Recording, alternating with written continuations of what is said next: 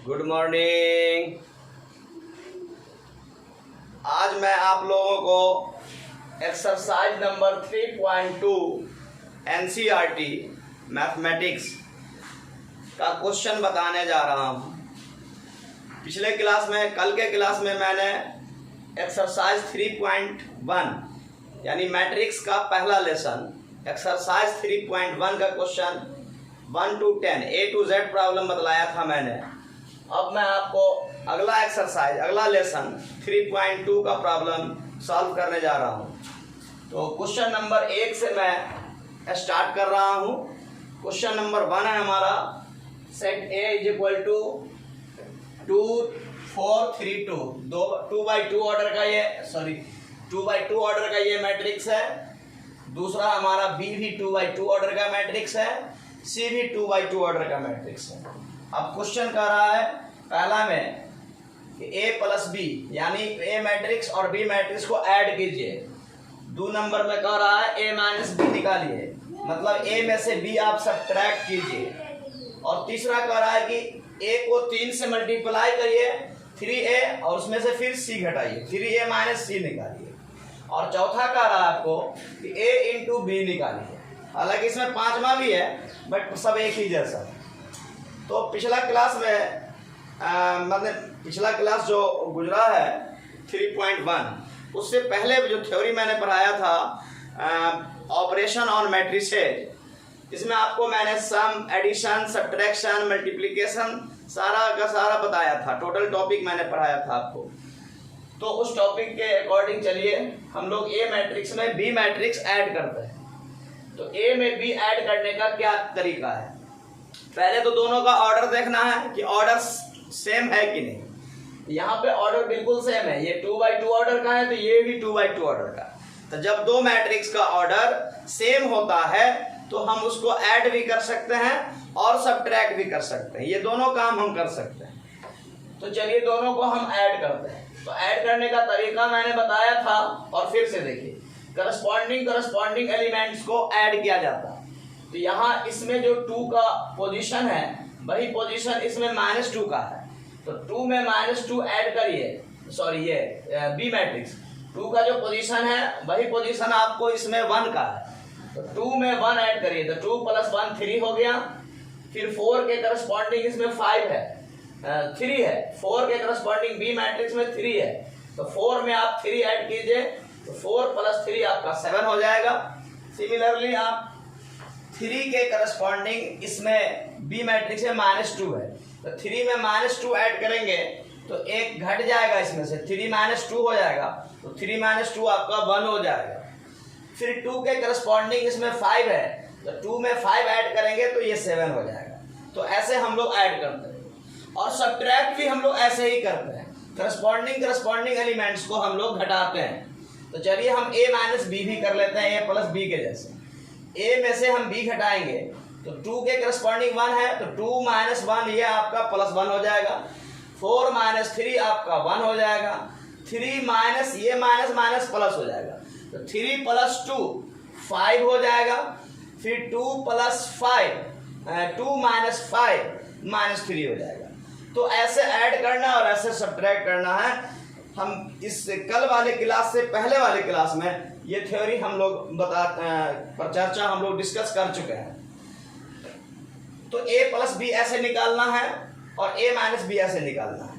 मतलब एडिशन और सब्ट्रैक्शन में कैसे ऐड करना है? करस्पॉन्डिंग एलिमेंट्स को ऐड करना है या सब्ट्रैक्ट करना है। अब आ जाइए तीसरा, 3A - C। तो पहले A को 3 से मल्टीप्लाई करिए और उसके बाद उसमें से C घटाइए। तो इसको हम 3 से मल्टीप्लाई कर रहे हैं, 3A। तो 3 × 2 = 6, 3 × 4 = 12, 3 × 3 = 9, 3 × 2 = 6। ये आपका 3A हो गया। और फिर मैंने -C किया, तो C मैट्रिक्स आपका यहाँ, तो C को मैंने यहाँ लिख दिया। अब इसमें से इसको घटाइए तो 6, इसके करस्पॉन्डिंग इसमें -2 है, तो ये माइनस +2 हो जाएगा। तो 6 + 2 8।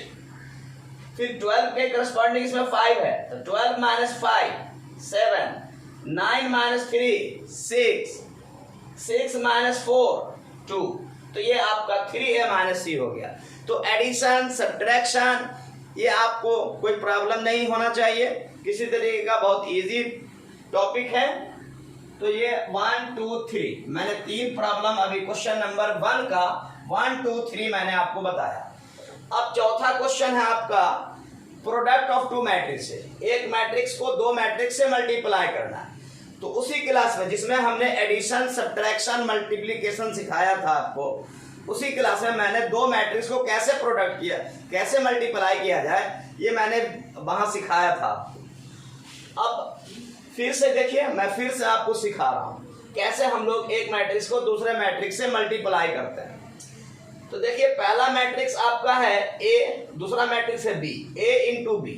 तो मल्टीप्लाई करने के लिए मैंने पहले आपको बतलाया था ये कि जैसे ये 2x2 ऑर्डर का मैट्रिक्स है पहला वाला, दूसरा मैट्रिक्स है हमारा 2x2 ऑर्डर का, दोनों मैट्रिक्स 2x2 ऑर्डर का। तो पहले मैट्रिक्स में नंबर ऑफ कॉलम देखना है, दूसरे मैट्रिक्स में नंबर ऑफ रो देखना है। पहले मैट्रिक्स में जितना कॉलम है उतना ही रो दूसरे मैट्रिक्स में होना चाहिए। तो यहाँ पर देखिए कि पहला वाला मैट्रिक्स में 2 कॉलम है और दूसरा वाला मैट्रिक्स में रो भी 2 है, तो इसका कॉलम इसका रो बराबर है, इसका मतलब आप मल्टीप्लाई कर सकते हैं दोनों मैट्रिक्स को एक दूसरे से। तो नया मैट्रिक्स जो हम लोगों को प्राप्त होगा 2x2 order, 2x2 order, 2x2 order का, ये 2 से ये 2 उड़ जाएगा। तो मतलब कि डिफाइंड है, a इंटू बी डिफाइंड है, इसको हम लोग मल्टीप्लाई कर सकते हैं। अब मल्टीप्लाई करने का तरीका मैंने पिछले थ्योरी क्लास में पढ़ाया था आपको, वो फिर से देखिए मल्टीप्लाई कैसे करना है। पहले मैट्रिक्स का पहला रो लेना है और इसको दूसरे मैट्रिक्स के पहले कॉलम से मल्टीप्लाई करना है। तो पहले रो को दूसरे कॉलम से हम मल्टीप्लाई करेंगे तो 2 1 जा 2 प्लस देंगे यहाँ पे 4 इंटू -2 -8, तो 2 -8, 2 -8 तो कितना हो गया -6। देखिए पहले रो को पहले कॉलम से मल्टीप्लाई करना है, तो 2 को कैसे मल्टीप्लाई करेंगे, तो इसका पहला एलिमेंट कौन है 2, इसका दूसरा एलिमेंट 4, इसका इस कॉलम का पहला एलिमेंट 1 और दूसरा एलिमेंट -2। मतलब कॉलम में जो एलिमेंट देखना है ऊपर से नीचे देखना, पहला दूसरा तीसरा ऐसे जाएगा, और रो में बाएं से दाएं जाना, लेफ्ट टू राइट, पहला दूसरा। तो इसमें इस रो के पहला कॉलम को कैसे मल्टीप्लाई करेंगे, इसके पहले एलिमेंट को इसके पहले एलिमेंट से, इसके दूसरे एलिमेंट को इसके दूसरे एलिमेंट से। तो 2 1 जा 2 प्लस देंगे यहाँ 4 इंटू -2, तो -8 हो जाएगा, प्लस माइनस माइनस हो जाएगा, तो 2 -8 मतलब नए मैट्रिक्स के पहले रो का पहला एलिमेंट मिला। फिर जब इसी रो को दूसरे कॉलम से हम मल्टीप्लाई करेंगे, दूसरे कॉलम से जब हम मल्टीप्लाई करेंगे तो इसी रो का दूसरा एलिमेंट मिलेगा, जो थोड़ा सा हटा कर लिखना है। फिर इस रो को इस कॉलम से मल्टीप्लाई कर रहे हैं, तो पहला एलिमेंट इसका 2 है, इसका पहला एलिमेंट कितना है 3, तो 2 3 जा 6, फिर बीच में प्लस देना है, फिर 4 5 जा 4 इंटू 5 20। तो ये हो गया पहला रो आपको मिल गया, क्योंकि अब और कॉलम तो इसमें है नहीं कि इससे आगे आप जा सकते हैं। तो पहला रो आपका नए मैट्रिक्स का पहला रो प्राप्त हो गया। अब आ जाइए दूसरा रो पर, जैसे पहला रो किए हैं वैसे ही हम लोग दूसरा रो को भी करेंगे। जैसे देखिए दूसरा रो आपका ये है, तो दूसरा रो को पहले कॉलम से हम मल्टीप्लाई करेंगे सबसे पहले।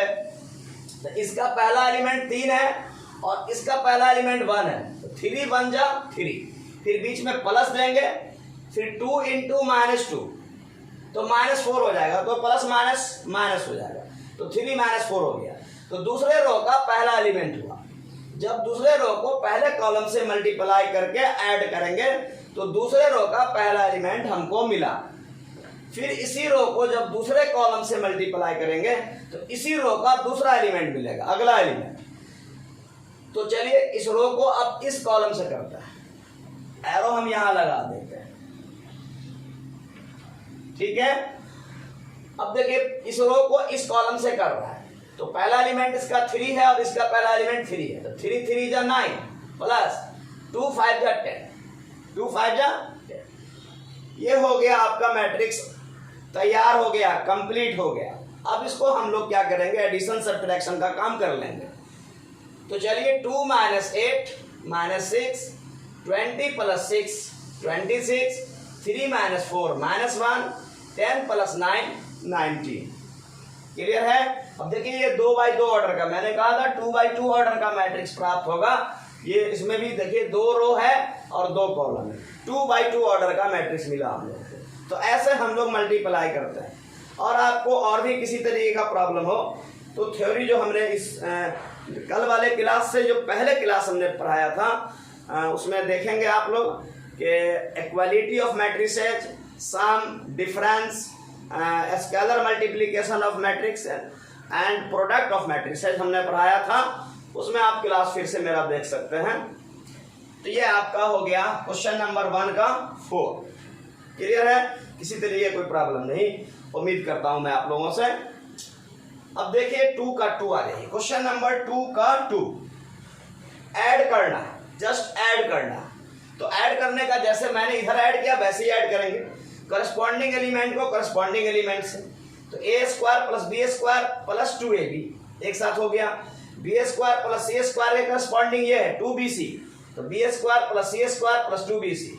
इसमें आ जाइए a² + c² - 2ac, plus minus minus हो जाएगा। फिर आ जाइए a² + b² - 2ab। अब इसमें फॉर्मूला आ गया, आप लोग अलजेब्रा में फॉर्मूला पढ़े थे, a + b का होल स्क्वायर होता है ये b + c का होल स्क्वायर हुआ, ये a - c का होल स्क्वायर, ये आपको a - b होल स्क्वायर। तो इस तरीके से आपका ये एडिशन कंप्लीट हुआ। अब आ जाइए क्वेश्चन नंबर 3 का 2। यहाँ पर मल्टीप्लाई करना है, जैसे यहाँ मैंने मल्टीप्लाई किया था एक मैट्रिक्स को दूसरे मैट्रिक्स से, वैसे ही यहाँ भी हम लोगों को मल्टीप्लाई करना है। तो इसमें थोड़ा सा टेंशन स्टूडेंट को बुझाता है, इसमें एक ही कॉलम है, इसमें एक रो है। तो एक मैट्रिक्स को दूसरे मैट्रिक्स से मल्टीप्लाई करने के लिए यही चाहिए कि पहले वाले मैट्रिक्स में जितना कॉलम हो उतना ही रो दूसरे वाले मैट्रिक्स में। तो इसमें एक कॉलम है तो इसमें एक रो है, मल्टीप्लाई आप कर सकते हैं। अब इसमें करेंगे कैसे, इसका पहला रो है और इसका पहला कॉलम, जैसे इसमें किए थे, पहला रो को पहले कॉलम से। तो पहला रो को जब हम पहले कॉलम से मल्टीप्लाई करेंगे तो 1 2 = 2, एक ही एलिमेंट मिलेगा हमको। ठीक है, चूंकि इसमें एडिशन नहीं होगा क्योंकि इसमें 2 एलिमेंट था, इसमें 2 एलिमेंट था, इस रो में एक ही एलिमेंट और इस कॉलम में एक ही एलिमेंट है, तो यहाँ एक ही एलिमेंट मिलेगा हम लोगों को। तो 1 2 = 2। फिर इस रो को जब दूसरा कॉलम से मल्टीप्लाई करेंगे, जब इस कॉलम से मल्टीप्लाई करेंगे, इस कॉलम से जब मल्टीप्लाई करेंगे तो इसी रो का दूसरा एलिमेंट मिलेगा, थोड़ा हटाकर लिखेंगे, तो 1 3 = 3। सिमिलरली फिर इस रो को इस कॉलम से करेंगे, फिर इस रो को इस कॉलम से करेंगे, तो 1 4 = 4। अब इस तरीके से आपका पहला रो कंप्लीट हो गया। अब आ जाइए वैसे ही दूसरा रो पर, दूसरा रो को पहला कॉलम से कीजिएगा तो 2 2 = 4, मतलब 2 × 2। फिर दूसरा रो को तीसरा कॉलम से कीजिएगा, थोड़ा हटाकर दूसरा एलिमेंट लिखना होगा, 2 3 = 6, मतलब 2 × 3। फिर इस रो को इस कॉलम से करेंगे, 2 4 = 2 × 4। तो फिर दूसरा रो कंप्लीट हुआ हमारा, दूसरा रो भी कंप्लीट हुआ। फिर आ जाइए तीसरा रो, तीसरा रो को भी वैसे ही हम लोग पहला रो पहला कॉलम से करेंगे 3 × 2। फिर तीसरा रो को हम लोग दूसरा कॉलम से करेंगे 3 × 3 3 × 3। थोड़ा सा हटा कर लिखना है, एक मैट्रिक्स में एक एलिमेंट को दूसरे एलिमेंट से सेपरेट करने के लिए थोड़ा सा स्पेस देकर लिखा जाता है। जैसे हम लोग मोबाइल में कोई भी लैंग्वेज कोई भी वर्ड लिखते हैं तो एक वर्ड के बाद दूसरे वर्ड को जब लिखते हैं तो थोड़ा सा स्पेस देते हैं, वैसे ही यहाँ भी थोड़ा स्पेस देकर लिखना है। तो 3 × 2, तीसरा रो को पहला कॉलम से 3 × 2 3 × 3 3 × 4। तो ये आपका मैट्रिक्स समझिए प्राप्त हो चुका। बट अब इसको मल्टीप्लाई कर दीजिए, 2 हो गया 3 4, 2 2 = 4, 2 3 = 6, 2 4 = 8, 3 2 = 6, 3 3 = 9, 3 4 = 12। अब इस स्टेप को आप छोड़ सकते हैं, चाहे तो इस स्टेप को छोड़कर डायरेक्ट आप ये लिख सकते हैं। तो ये आपका क्वेश्चन नंबर 3 का 2 कंप्लीट हुआ।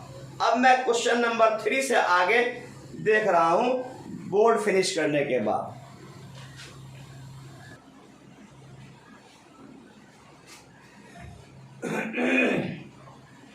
अब मैं क्वेश्चन नंबर 5 6 एंड 7, मैं अब 3 क्वेश्चन अभी देख रहा हूं। इसके बाद फिर मैं अगला क्वेश्चन देखूंगा। तो क्वेश्चन नंबर 5 बहुत इजी है। क्या कह रहा है, ए मैट्रिक्स दिया हुआ है, बी मैट्रिक्स दिया हुआ है और आपको 3a माइनस 5b निकालना। तो 3a का मतलब पहले a को 3 से मल्टीप्लाई कर दीजिए और 5b का मतलब b को 5 से मल्टीप्लाई कर दीजिए और उसके बाद 3a में से 5b घटाइए।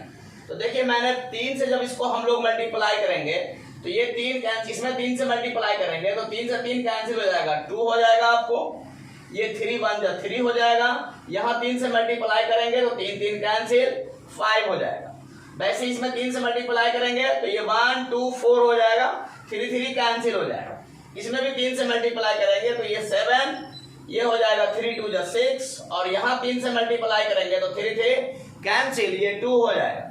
फिर माइनस, अब आ जाइए इसमें 5 से मल्टीप्लाई करेंगे तो 5 से मल्टीप्लाई करेंगे तो 5 यहाँ मल्टीप्लाई करेंगे तो 5 5 कैंसिल, यहाँ भी 5 कैंसिल, ये 5 1 जा 5 मतलब 2 3 5। वैसे ये हो जाएगा 1 2 4, ये हो जाएगा 7 6 2। अब इसमें से इसको जब सब्ट्रैक्ट करते हैं तो ये जीरो मैट्रिक्स हो जाता है क्योंकि टोटल एलिमेंट्स इस मैट्रिक्स का जीरो हो रहा है। 2 - 2 0, 3 - 3 0, 5 - 5 0 एंड सो ऑन। सब देखिए करस्पॉन्डिंग एलिमेंट्स बिल्कुल सेम है, इसलिए इनका सब्ट्रैक्शन जीरो हो रहा है। तो ऐसे मैट्रिक्स को हम लोग जीरो मैट्रिक्स कहते हैं। मतलब 3a माइनस 5b का रिजल्ट जो आ रहा है वो जीरो मैट्रिक्स आ रहा है। तो क्लियर है, कोई प्रॉब्लम नहीं। चलिए अब हम लोग क्वेश्चन नंबर 6 देखते हैं। 6 भी वेरी सिंपल है। cos थीटा इंटू ये मैट्रिक्स है प्लस साइन थीटा इंटू ये मैट्रिक्स है, दोनों को ऐड करना है। तो पहले cos से इनको मल्टीप्लाई कर देंगे इस चारों एलिमेंट को, फिर साइन थीटा से इस चारों एलिमेंट को मल्टीप्लाई करने के बाद ऐड करेंगे। तो देखिए cos को cos से मल्टीप्लाई करेंगे cos स्क्वायर थीटा, इसमें साइन से साइन को मल्टीप्लाई करेंगे साइन स्क्वायर थीटा। तो cos स्क्वायर थीटा के करस्पॉन्डिंग इसमें साइन स्क्वायर थीटा हो रहा है। दोनों को जब ऐड करिएगा तो cos square theta plus sine square theta, आप 10th क्लास में पढ़े थे, ये 1 होता है। तो मैंने डायरेक्ट यहाँ 1 लिख दिया। एक स्टेप छोटा करने के लिए मैंने एक स्टेप छोड़ दिया, आप भी छोड़ सकते हैं। ये सब क्वेश्चन जो आएगा एग्जाम में अगर तो ऑब्जेक्टिव टाइप में आएगा। फिर cos थीटा को इस sin थीटा से मल्टीप्लाई करो तो sin theta into cos theta plus में आएगा और इस sin थीटा को माइनस cos थीटा से तो हो जाएगा minus sin theta into cos theta. अब ये plus sin theta into cos theta, ये हो जाएगा minus sin theta into cos theta. तो प्लस में माइनस ऐड करिएगा, सेम है, तो क्या हो जाएगा 0। चलिए तो पहला रो हो गया। फिर आ जाइए दूसरा रो पे, cos थीटा को माइनस sin थीटा से मल्टीप्लाई करिएगा तो minus sin theta into cos theta plus sin theta into cos theta, चूंकि इसके करस्पॉन्डिंग यही है इसमें। तो minus sin theta into cos theta plus sin theta into cos theta, फिर 0, तो ये हो गया 0 आपका। फिर cos को इस cos से मल्टीप्लाई करो तो cos स्क्वायर थीटा प्लस इस sin को sin से मल्टीप्लाई करो sin स्क्वायर थीटा, तो cos square theta plus sin square theta 1 हो जाएगा। तो ये 1 हो गया। तो इस प्रकार ये आपको यूनिट मैट्रिक्स आ गया जिसको हम लोग आइडेंटिटी मैट्रिक्स कहते हैं और आई से या यू से डिनोट करते हैं, इसलिए मैंने यहाँ पे आई लिख दिया। आई का मतलब आइडेंटिटी मैट्रिक्स और यू का मतलब यूनिट मैट्रिक्स। तो सेम मैट्रिक्स आइडेंटिटी मैट्रिक्स को ही यूनिट मैट्रिक्स कहते हैं। पिछला क्लास में थ्योरी में मैं पढ़ा चुका हूँ। तो क्लियर है यहाँ तक, कोई प्रॉब्लम नहीं। अब आ जाइए क्वेश्चन नंबर 7 का 1 और 7 का 2 दोनों एक जैसा है, थोड़ा सा अंतर है। समझिए इक्वेशन के फॉर्म में दिया हुआ। 10th में जो हम लोग लीनियर इक्वेशन सॉल्व करते थे, लीनियर इक्वेशन जिसको हम लोग x और y में, जिसको हिंदी में हम लोग रैखिक समीकरण कहते थे, वही समझिए x plus y is equal to ये मैट्रिक्स दिया हुआ है, इक्वेशन 1 मान लिया इसको, and x minus y is equal to ये मैट्रिक्स दिया हुआ है, इक्वेशन 2 मान लिया। क्वेश्चन कह रहा है कि आप सॉल्व करिए। सॉल्व करने का मतलब x एंड y का वैल्यू निकालिए, और x और y जानते हैं आप, ये कैपिटल लेटर है, इसका मतलब ये मैट्रिक्स है। तो x matrix and y matrix निकालना है सॉल्व करके। तो जैसे 10th क्लास में हम लोग सॉल्व करते थे वैसे ही सॉल्व करेंगे। यहाँ पर मैंने क्या किया कि दोनों इक्वेशन को ऐड कर दिया, adding. Plus y minus y cancel हो गया LHS में, x प्लस x 2x हो गया इज इक्वल टू, अब इस मैट्रिक्स में इस मैट्रिक्स को ऐड करिए तो 7 प्लस 3 10, 0 प्लस 0 0, 2 प्लस 0 2 और 5 प्लस 3 8। तो ये 2x निकल गया। अब x को निकालना है तो x 2 को नीचे भेजेंगे, तो 2 को नीचे भेजेंगे तो 2 से जितना एलिमेंट है सबको डिवाइड कर देंगे। जैसे मल्टीप्लिकेशन में होता है, यहाँ आपने देखा इसको 3 से मल्टीप्लाई करना था, तो जितना एलिमेंट था सबको मैंने 3 से मल्टीप्लाई किया। वैसे ही जब किसी नंबर से किसी मैट्रिक्स को हम डिवाइड करेंगे, जैसे 2 से हम इसको डिवाइड करेंगे तो इसमें जितना भी एलिमेंट होगा सारे एलिमेंट को हम डिवाइड कर देंगे। तो 2 से इसको डिवाइड करेंगे, बाई 2 यहाँ लिखेंगे, तो 2 5 जा 10, 0/2 0 हो जाएगा, 2/2 1 हो जाएगा, 8/2 2 4 जा 8 4 हो जाएगा। तो x मैट्रिक्स आपका निकल गया। अब x मैट्रिक्स का यह वैल्यू आप इक्वेशन 1 में यहाँ डाल दीजिए, ये वैल्यू, और फिर इसको इधर ट्रांसफर कर दीजिए तो y निकल जाएगा। तो वही मैंने लिखा कि putting the value of x in equation 1 y is equal to ये मैट्रिक्स माइनस x, और x का यह वैल्यू यहाँ डाल देंगे, मतलब इस x को मैंने प्लस में है इधर कर देंगे तो माइनस में हो जाएगा। तो ये मैट्रिक्स माइनस x और x का ये वैल्यू यहाँ डाल दीजिए और सब्ट्रैक्ट कर दीजिए तो आपका y का वैल्यू आ जाएगा। तो क्लियर है। फिर मैं अब अगला प्रॉब्लम देख रहा हूँ, क्वेश्चन नंबर लास्ट 7 है, 7 से आगे।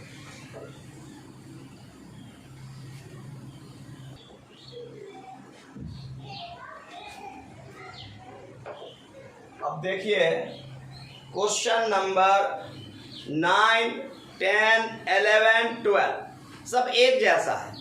क्वेश्चन नंबर 9, 10, 11, 12 सब क्वेश्चन एक जैसा है, इसलिए मैंने इनमें से क्वेश्चन नंबर 12 को मैं कर रहा हूँ। क्वेश्चन नंबर 12 को आप लोग ठीक ढंग से देखिए तो आप क्वेश्चन नंबर 9, 10, 11 सब हो जाएगा आप लोगों से। तो क्वेश्चन नंबर 12 में कह रहा है कि 3 into this matrix is equal to this matrix plus this matrix. तो find the value of x, y, z and w. x, y, z, w का मान निकालिए।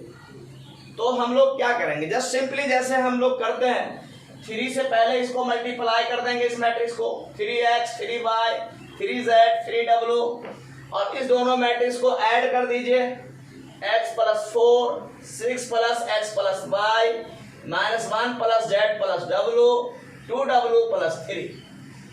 अब इक्वलिटी ऑफ मैट्रिसेस, दो मैट्रिक्स के इक्वल होने का क्या कंडीशन है, दोनों मैट्रिक्स इक्वल है, इसका मतलब करस्पॉन्डिंग एलिमेंट भी इक्वल है। तो इस कंडीशन के अकॉर्डिंग 3x को x + 4 के बराबर कर दीजिए, तो यहां से x का वैल्यू निकल जाएगा, 3x - x यानी 2x = 4, तो x बराबर हो जाएगा 2, 2 2 जा 4।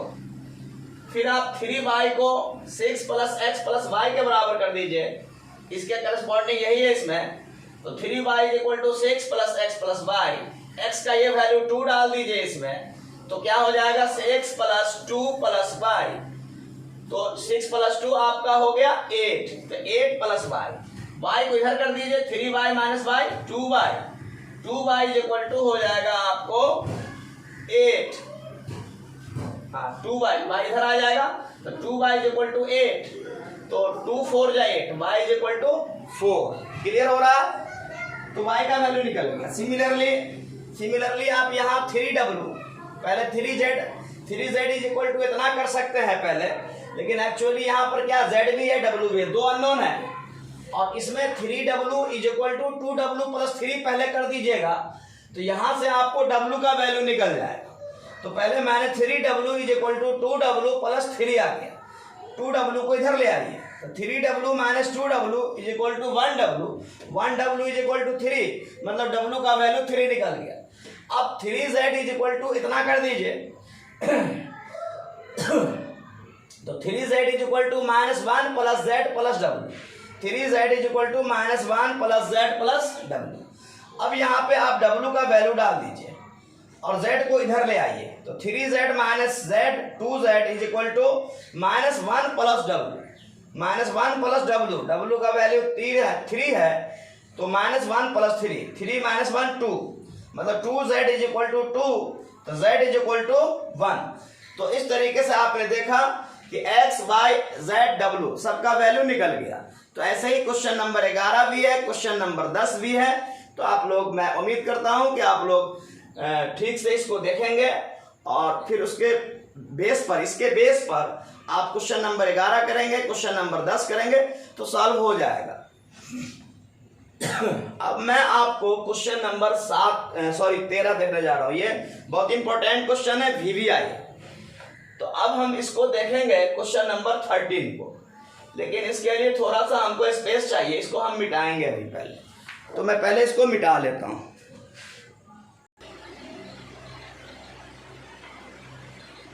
अब क्वेश्चन नंबर 13 देखिए, fx दिया हुआ है आपको और fx into f y is equal to f of x plus y. F of x plus y हम लोगों को साबित करना है।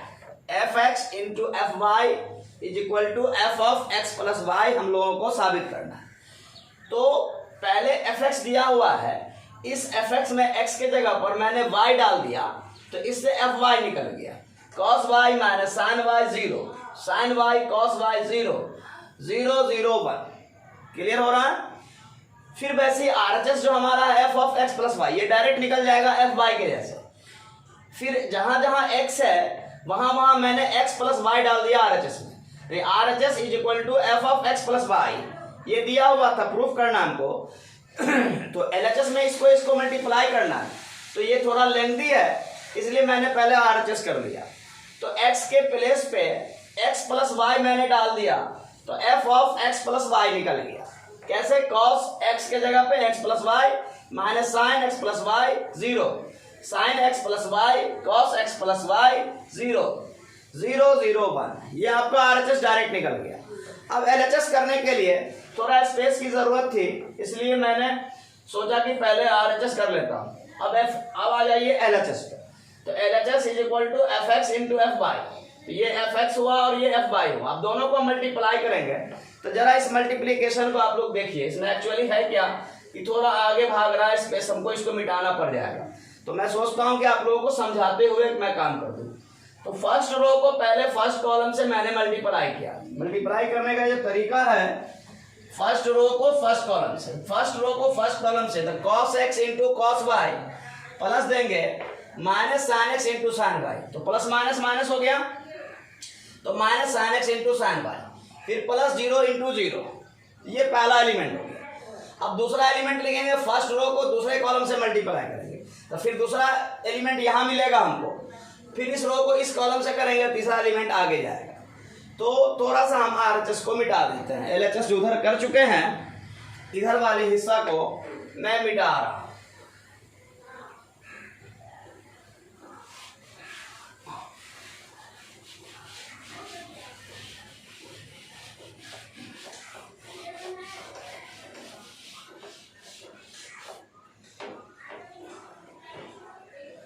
अब देखिए, फर्स्ट रो को सेकंड कॉलम से करेंगे, cos x into minus sine y. कैसे लिखिए? Minus sine x into cos y plus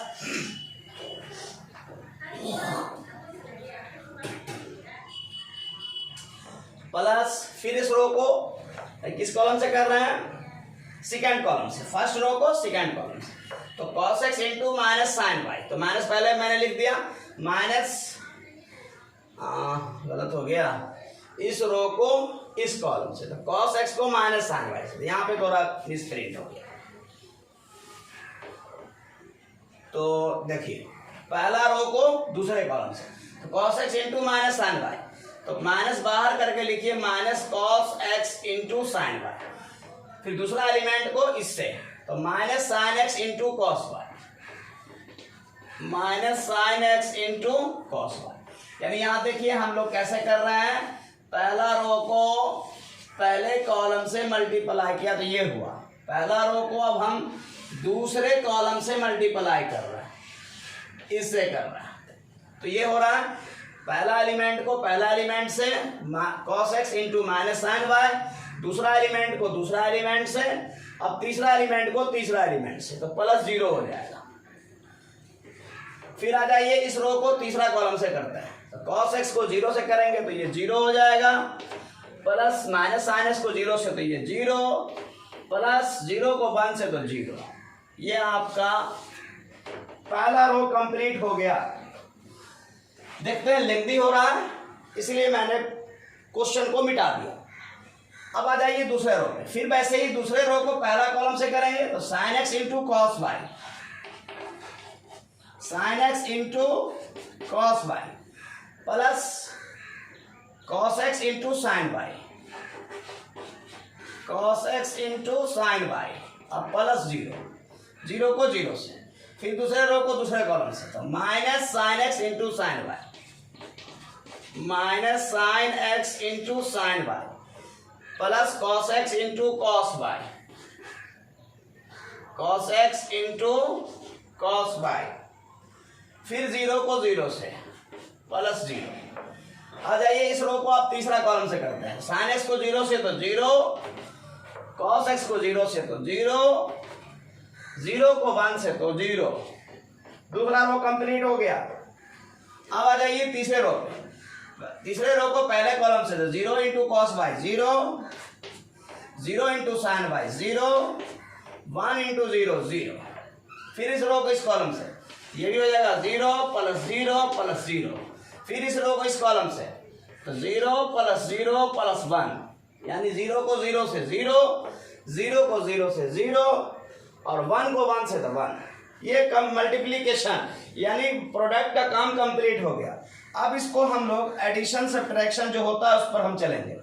तो देखिए एक्चुअली क्या है कि 11th के ट्रिगोनोमेट्री का फॉर्मूला आ रहा है, तो कंपाउंड एंगल का फॉर्मूला ये हो गया आपका cos x into cos y minus sine x into sine y. ये फॉर्मूला होता है, आपने 11th क्लास में पढ़ा था, कॉस एक्स प्लस वाई का फॉर्मूला हो गया।